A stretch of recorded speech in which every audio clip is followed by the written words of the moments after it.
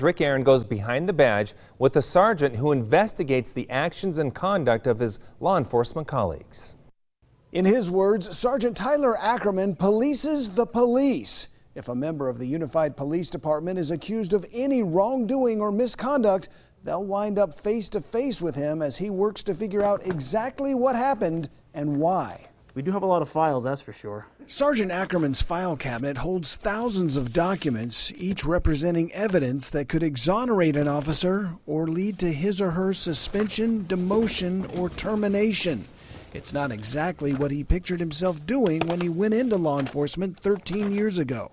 I thought maybe I would go do something that you see in the movies, something like narcotics or go into the gang unit or something of that nature. I never specifically pictured myself in the internal affairs unit.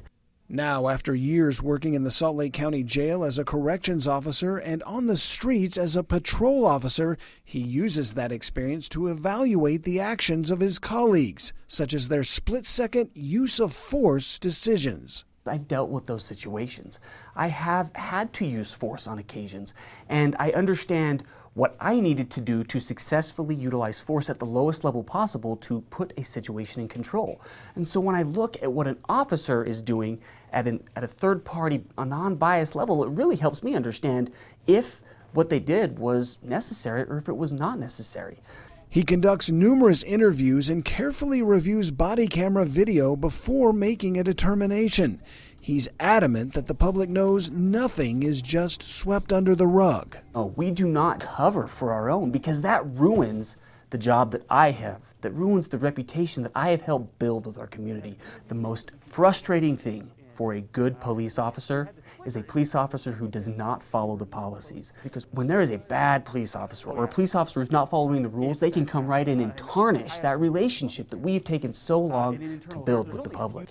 He says he cringes when he sees recordings of alleged officer misconduct anywhere around the nation. It's extremely upsetting because even though if something happens on the other side of the country, it still reflects poorly upon us here in Utah. At least when it's an officer here, there's some sort of control I have to try and make it right. It's even more frustrating when it's somewhere across the country because it still has that negative effect here.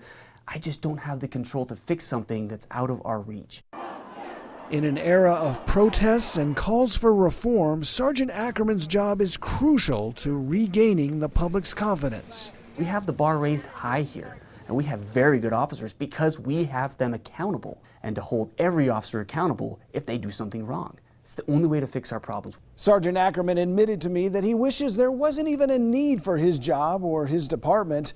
But until every officer follows every single policy, he will be on the case, keeping a close eye on the men and women sworn to serve and protect all of us. For Behind the Badge, Rick Aaron, ABC4 News. Thank you, Rick. To see more Behind the Badge stories or to nominate an officer for Rick to profile, just